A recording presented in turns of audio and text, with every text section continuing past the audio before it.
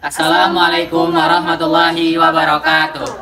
Perkenalkan, kami dari kelompok 8 kelas B Indralaya yang merawatkan saya Rici Ardiah Hidayatullah. Saya Melatati Anggini. Saya Nadira Nusafitri.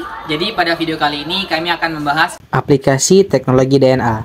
Tujuan, mahasiswa mampu mengkaji aplikasi cloning dalam kehidupan sehari-hari. Prosedur proyek, yang pertama, carilah dan pahami materi aplikasi teknologi DNA.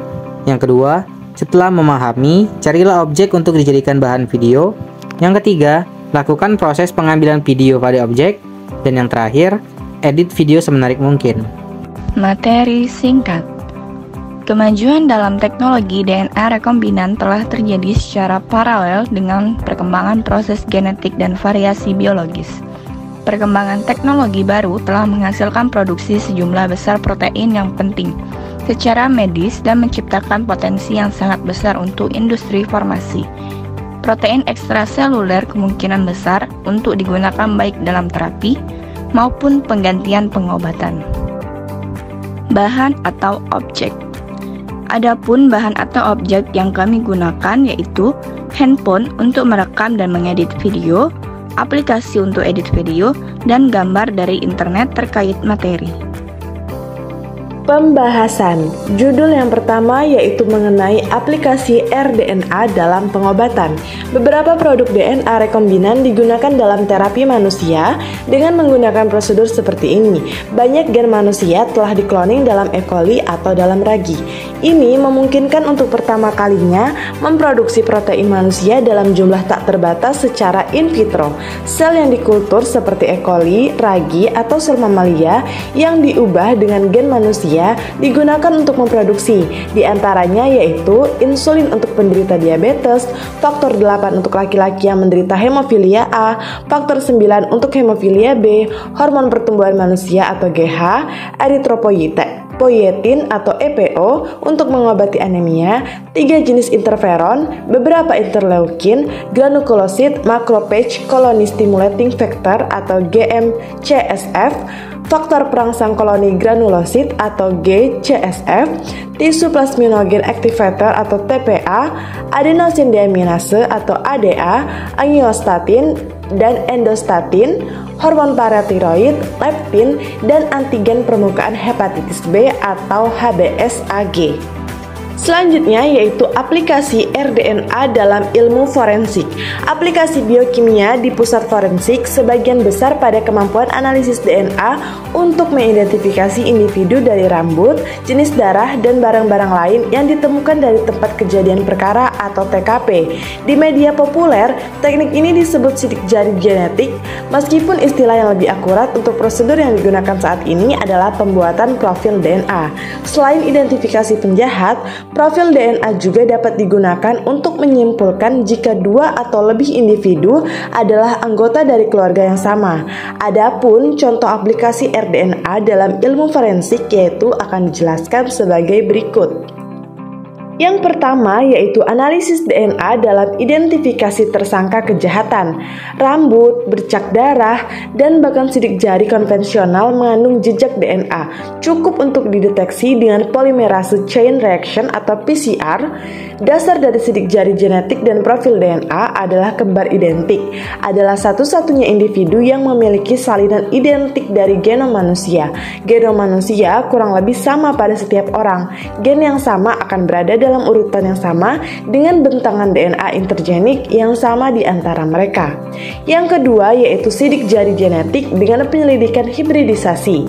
Teknik ini tidak didasarkan pada salah satu jenis sisi polimorfik, tetapi pada jenis variasi yang berbeda dalam genom manusia yang disebut sekuens berulang yang tersebar variabel hiper. Seperti namanya, ini adalah urutan berulang yang terjadi di berbagai tempat atau tersebar dalam genom manusia.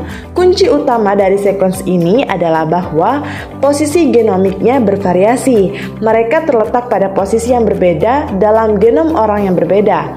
Adapun langkah-langkahnya yaitu sebagai berikut. Yang pertama, menyiapkan sidik jari DNA. Yang kedua, restriction fragment length polymorphisms atau RFLP, yaitu atau RFLP tadi dihasilkan karena mutasi di sisi pengenalan. Ini adalah urutan nukleotida spesifik yang dikenali oleh enzim restriksi.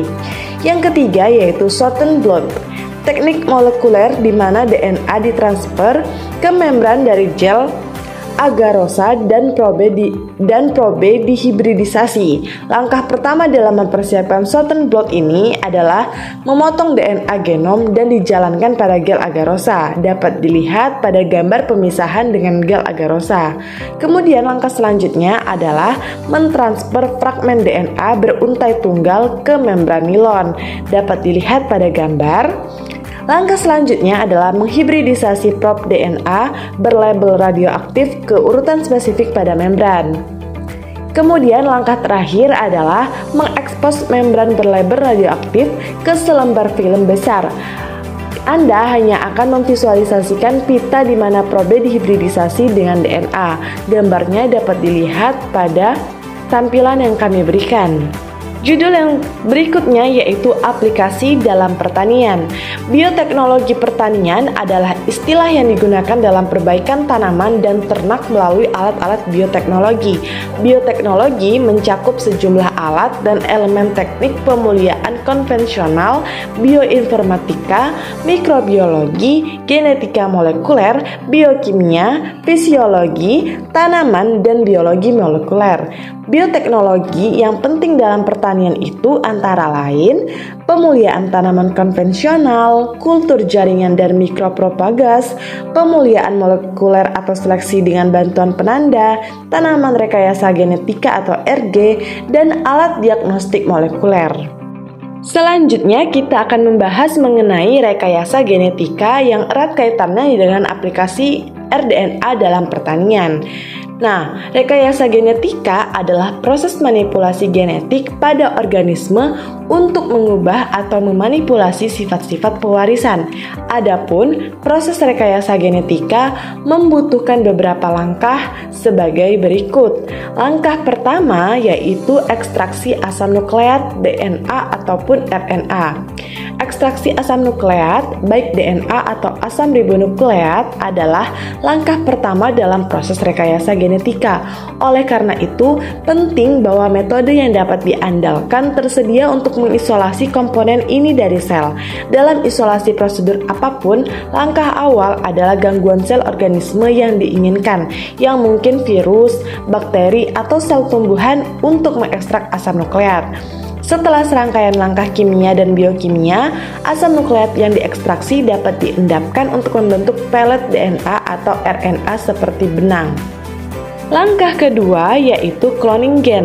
Langkah kedua adalah cloning gen. Pada dasarnya ada 4 tahap dalam setiap cloning eksperimen, yaitu pemurnian fragmen DNA, bergabung ke vektor, propagasi di sel inang, dan pemilihan urutan yang diperlukan atau seleksi.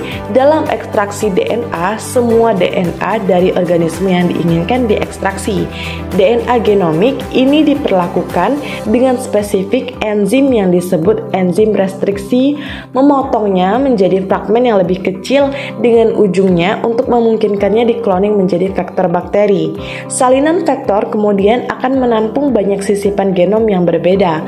Vektor-vektor ini diubah menjadi sel bakteri dan ribuan salinan diproduksi, menggunakan informasi yang berkaitan dengan urutan penanda molekuler tertentu dan fenotipe yang diinginkan. Vektor yang menyimpan urutan yang diinginkan dideteksi, dipilih, diisolasi, dan klon diproduksi. Enzim restriksi sekali lagi digunakan untuk menentukan apakah sisipan gen yang diinginkan telah dikloning secara lengkap dan benar. Langkah yang ketiga yaitu desain dan pengemasan gen. Setelah gen yang diinginkan telah dikloning, gen tersebut harus dihubungkan dengan potongan DNA yang akan mengontrol ekspresinya di dalam sel tanaman. Potongan DNA ini akan menghidupkan atau promotor dan mematikan atau terminator ekspresi gen yang disisipkan. Perancangan atau pengemasan gen dapat dilakukan dengan mengganti promotor yang ada dengan yang baru, memasukkan gen penanda dan gen reporter yang dapat dipilih, menambahkan fragmen penambah gen, intron, dan sekuens pelokalan organel.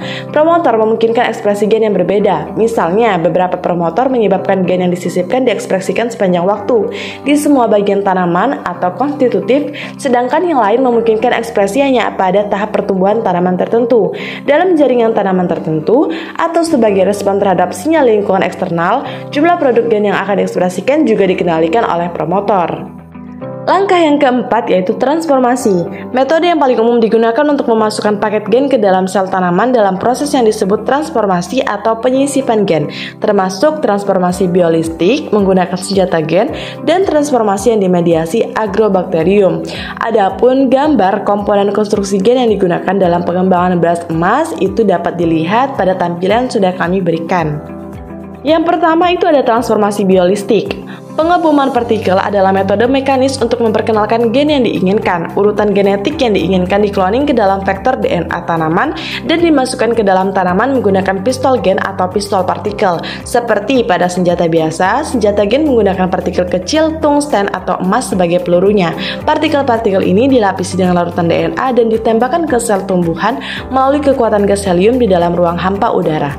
Yang kedua yaitu transformasi yang dimediasi agrobakterium tumefaciens. Agrobakterium tumefaciens, bakteri tanah yang dikenal sebagai perekayasa genetika alam sendiri, memiliki kemampuan alami untuk merekayasa genetika tanaman. Ini menyebabkan penyakit empedu mahkota di berbagai tanaman berdaun lebar seperti apel, pir, persik, seri, almond, raspberry, dan mawar. Penyakit ini mendapatkan namanya dari pembengkakan besar seperti tumor atau empedu yang biasanya terjadi di ubun-ubun tanaman, tepat di atas permukaan tanah. Pada dasarnya, bakteri mentransfer sebagian DNA-nya ke tanaman, dan DNA ini berintegrasi ke dalam genom tanaman, menyebabkan produksi tumor dan perubahan terkait dalam metabolisme tanaman. Adapun gambar dari metode transformasi genetik yang dimediasi agrobakterium tumefaciens dapat dilihat pada gambar yang tertera. Kemudian langkah selanjutnya atau langkah kelima yaitu deteksi gen yang disisipkan. Metode deteksi molekuler telah dikembangkan untuk menentukan integritas transgen atau gen introduksi ke dalam sel tanaman.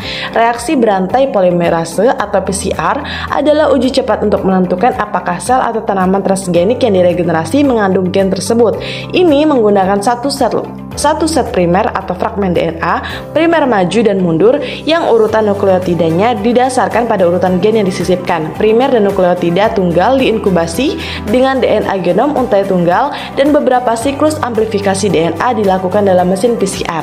Analisis produk PCR dalam gel agarosa akan menunjukkan jika tanaman benar-benar berubah ketika fragmen DNA yang ukurannya setara dengan gen yang disisipkan ada dan diamplifikasi.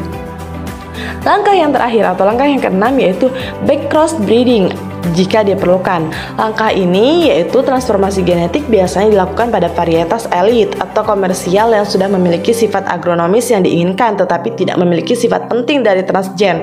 Dengan demikian, setelah berhasil dilakukan, tanaman rekayasa genetika akan mudah direkomendasikan untuk komersialisasi jika menunjukkan stabilitas dalam beberapa generasi dan setelah berhasil melewati dan memenuhi persyaratan pendaftaran varietas. Beberapa transformasi tanaman mungkin telah dilakukan pada varietas tanaman yang dapat menerima transformasi genetik tetapi tidak beradaptasi. Kesimpulan, aplikasi rDNA dalam kesehatan contohnya dapat dilihat dengan adanya insulin untuk penderita diabetes, faktor 8 untuk laki-laki yang menderita hemofilia A, faktor 9 untuk hemofilia B, hormon pertumbuhan manusia atau GH, eritropoietin atau EPO untuk mengobati anemia dan sebagainya. Aplikasi rDNA dalam ilmu forensik contohnya dapat kita lihat pada saat identifikasi kasus kejahatan ataupun kriminal. Bioteknologi yang penting dalam pertanian antara lain pemulihan tanaman konvensional, kultur jaringan dan mikropropagas, pemulihan molekuler atau seleksi dengan bantuan penanda, tanaman rekayasa genetika atau RG, dan alat diagnostik molekuler. Dalam aplikasi teknologi DNA tentunya kita akan mengenal istilah rekayasa genetika. Rekayasa genetika adalah proses manipulasi genetik pada organisme untuk mengubah atau memanipulasi sifat-sifat pewarisan. Proses rekayasa genetika membutuhkan beberapa langkah sebagai berikut. Langkah pertama, ekstraksi asam nukleat, DNA atau RNA. Langkah kedua, cloning gen. Langkah ketiga, desain dan pengemasan gen. Langkah keempat, transformasi yang meliputi transformasi biolistik dan transformasi yang dimediasi agrobakterium tumefaciens. Langkah kelima, deteksi gen yang disisipkan, dan langkah keenam, bug cross-branding jika diperlukan. Terima kasih telah menyaksikan video dari kami. Semoga bermanfaat bagi penonton sekalian. Lebih dan kurang kami mohon maaf. Kami akhiri. Wassalamualaikum warahmatullahi wabarakatuh.